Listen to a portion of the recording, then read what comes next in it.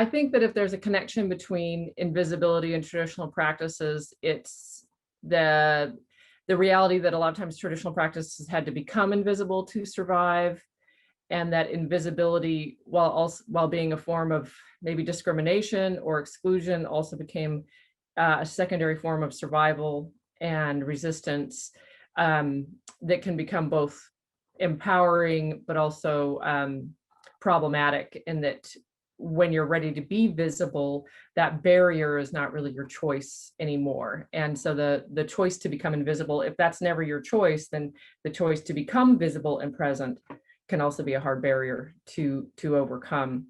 I was lucky to grow up in communities where traditional practices did not have to be invisible all the time, and there was a strong community that could have practices for each other, with each other, and visible to each other.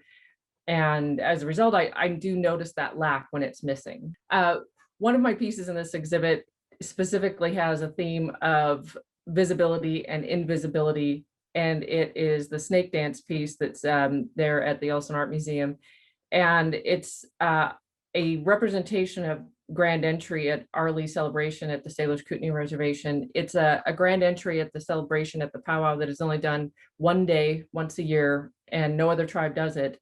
And it's a really beautiful experience to be in that line of dancers coming in this unusual snake formation, and every person participates in it and has their spot in it, but literally no person can see it, because everybody else, even if you're in the little stands next to it, you kind of get a view, but you're making something that is bigger than yourself. You're part of a whole that isn't visible, but you know that you're participating in it and that your part in it is important.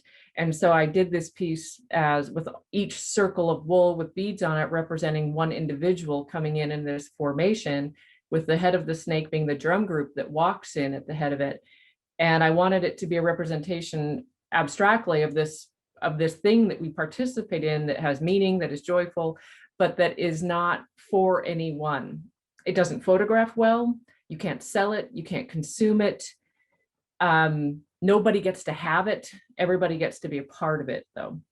And so that to me is a part of Indigenous identity being done in a manner that would be, I think, illogical for a lot of communities. You know, why would you participate in something you can't see, you can't sell, you can't photograph, you can't recreate anything? You just have to literally be there, live it, remember it, and find it important enough to continue doing for 100 years. And so to me, that's a really powerful, I love doing that piece and love representing what it feels like in that moment, and imagining that the only being that could ever experience that in the way that it's intended would be birds flying above. And so that piece is based on hand-dyed blue wool to imitate a summer sky. And yeah, that's I think a lovely piece about being both visible and invisible at the same time.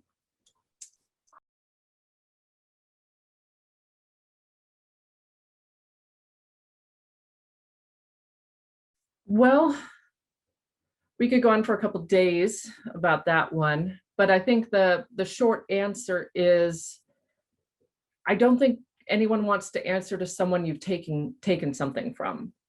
And so manifest destiny and land grabs and Western expansionism is, if that is culturally what made your culture possible, then you don't really want to acknowledge that you took something from someone. And by acknowledging somebody's culture, their spirituality, and their cultural relativity, that their culture is relatively as important and valid as yours, all of those things start to throw kinks in your logic of, well, we had a right to do this. We had a right to take this land. It was empty. I just had this conversation with a friend in Oklahoma who was confused because she was taught that the Cherokee land runs was because that land was so painfully empty and something had to be done with it.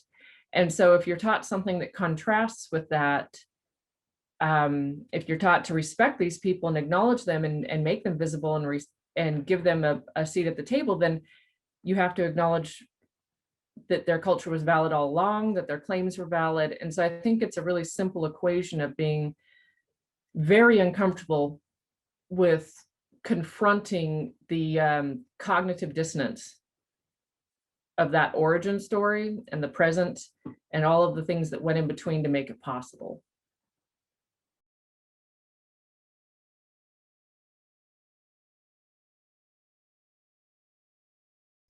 First, for Snake Dance was part of a complementary pair of pieces that was done for my solo show at the Missoula Art Museum. And I wanted to do two large format wall hanging tapestry-like pieces showing the history of where I grew up in the southern part of the Salish and Kootenai Reservation in Missoula. And so the Snake Dance was a celebratory vision of the ceremonies and the grand entry at the Arley celebration every year.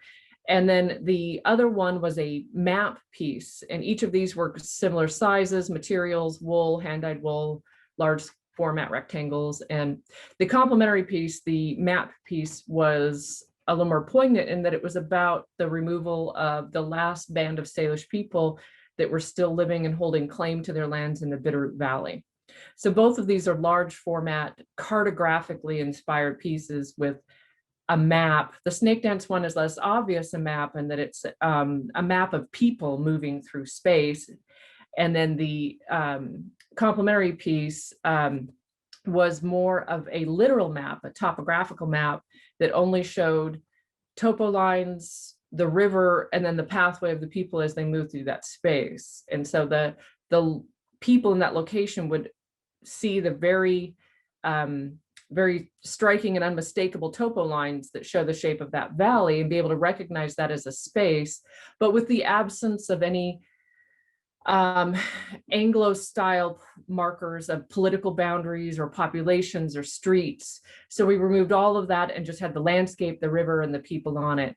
And because of the shape of it, it was very recognizable. So those two pieces were meant as a complement of celebration and one of more difficult history, but still telling the stories past and present, and with complementary shapes. So it's really lovely to me that the map piece is at the Missoula Art Museum and the Snake Dance piece is at the Yellowstone Art Museum. So they both found really great homes in cooperative institutions in my home state. So it's lovely that they're there and in Montana.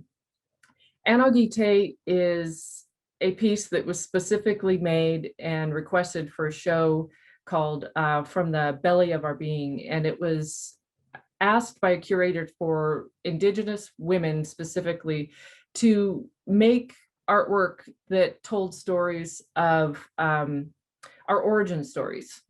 And so I decided to make a piece that was about the Lakota mythological figure Anagite, and she's a double-faced woman, and sexuality and about justice and punishment and redemption. And it really challenges a lot of dominant society's ideas about women's sexuality, what is acceptable.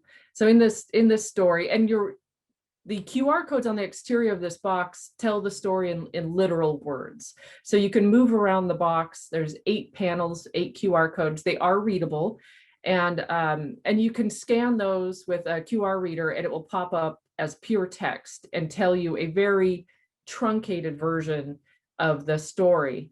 And so I wanted to do QR codes because I understand some people might understand the abstract language of floral beadwork and geometric beadwork, but that's a tough ask for a general population to come in and view something.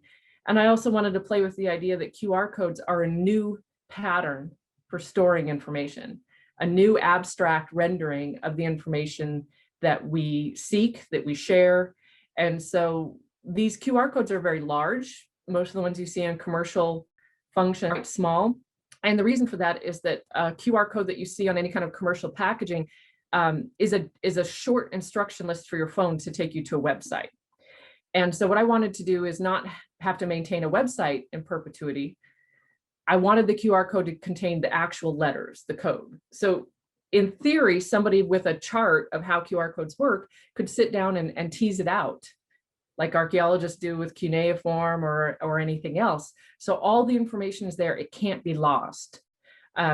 So each of those 8 codes tell the short story of Anagite and how she was tricked and manipulated into seducing another man that was not her husband, But her crime was not a sexual crime of indiscretion. Her crime was actually that after having a sexual relationship with the son, that she tried to usurp his wife's place in public. So the part wasn't about that sex is bad.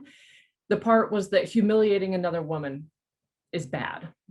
And that is a crime, to humiliate a woman in public, to demean her, and to attempt to take her place. And I thought that that was a really good way of showing the conversation that there are different standards about what is crime, what is justice. And her second crime was neglecting her children.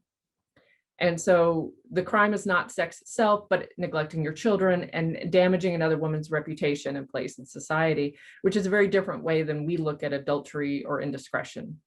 And so for that crime, she's given a hideous face and a beautiful face. So she is both the most beautiful woman and the most hideous. And she becomes the person who brings the first people out of the cave of creation. And she teaches them how to clothe themselves and how to decorate their clothing. So she teaches them quill work and beadwork and brings them pattern and a desire to decorate things. She's also seen as a figure of compulsive behavior. Beadworkers are not known for being rational, balanced. You know, we sit and we obsess over these tiny things and designs, sometimes to an absurd amount and an absurd amount of time, even neglecting our homes and our children and maybe other priorities. And so she is a redeemed figure because she brings us the skills of making clothing, of beautifying ourselves, of reflecting the world around us through our art and our craft.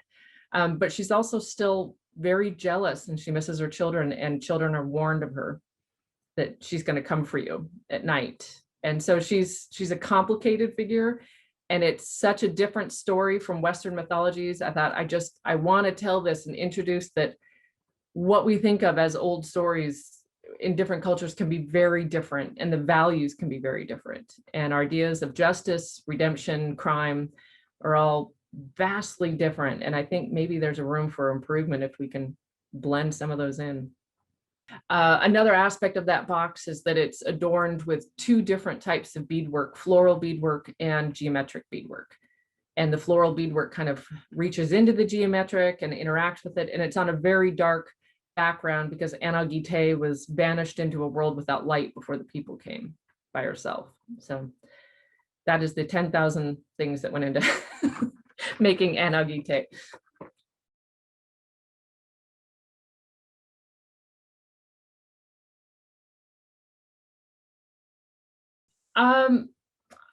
Sometimes it's hard to figure out while you're still working on it if your larger body of work does break through with invisibility. There are times where I recently had a conversation with a friend where I thought, I don't think I'm making subtle work, but I also don't feel like I'm getting it across. And there are times where I think I'm getting the story across and I'm becoming visible, and I'm getting to a point where I can tell these stories successfully. And then I find I really have to use a much bigger club. So the use of things like QR codes was my way of not being too subtle anymore, but of really grabbing their attention as they walk by, using technology, using everything at my disposal, not just the subtlety of abstract designs, but am I going to use your phone? Am I going to use your language, words, real words? And so trying to do all these things to, because I think there is an invisibility related to ethnography and anthropology with Native art, that it's not a living art of living people, it's a curiosity of the past, and people go into museums and they see beadwork and it's a romantic 19th century past that they don't really have to interact with or consider much. And there's no names, there's no people. And so trying to still stay true to what I do with beadwork, but to try to bring that forward and be very present and visible and have conversations means that sometimes I've had to go out of my comfort zone and include things like technology and science, and to try to, especially with the attention span, with viewers moving through a space very fast, to get them to slow down and look at this very intricate beaded tiny thing. One of the ways I've tried to move past invisibility is to change scale, to work very large, like snake dance, something that I more traditionally would have composed in a very small object, but to make it large enough to fill that kind of space and command that kind of attention.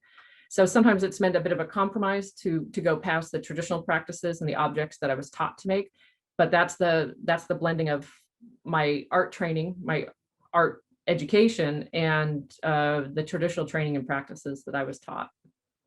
And I think the jury's still out. I've got a lot of work to make and career to have, and we'll see. I'd love to see the end result of visibility be far beyond what I imagined it could be when I left art school in 2004.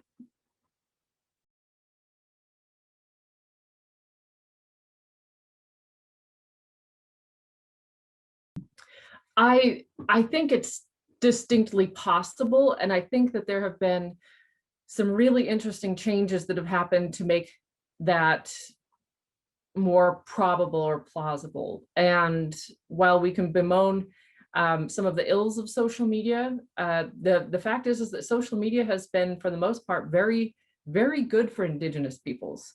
A lot of Indigenous communities were isolated from each other, and connecting to each other, sharing ideas was a difficult process. And I've noticed in the last 20 years that the rate of information exchange, of cooperation has just gone up so much, because we can literally connect to each other across space and time, and without having to physically and geographically abandon the places that we live in. And so I think that social media, technology, and digital can be a huge tool for Indigenous people to not just become visible to the outside world, but become visible to each other in a way that allows for cooperation. And I think one of the results of that is that we are living in a moment of incredible social change. And while it's difficult and there's growing pains for a lot of us, that is very good. So that is positive social change. This kind of conversation was not a conversation that anyone wanted to have with me 20 years ago. It was awkward and painful, and nobody wanted to have this kind of it was just enough to be in a show. And so I already see that it's come a long ways. Obviously there's a way to go, but I think it's a really powerful tool that digital presence, recording, and connection has made it possible for Native people to collaborate, organize, share ideas, and take a lot of intellectual ownership over what they want, how they want to be visible. That's a big difference to me. 20 years ago, when Native people were visible, it was not on their terms. And now I see Native people creating their own terms for what they want, what they're asking for, what they'll take, and for how they'll collaborate and cooperate with institutions. And that to me is exciting. And many of us that started our careers a couple of decades ago have to rethink how we approach things. And that's a wonderful privilege and a place to be in, to say, now we get to reimagine some possibilities. And I can only imagine that 10 or 20 more years will bring about a similar, if not greater, amount of change that we all get to adapt and experience.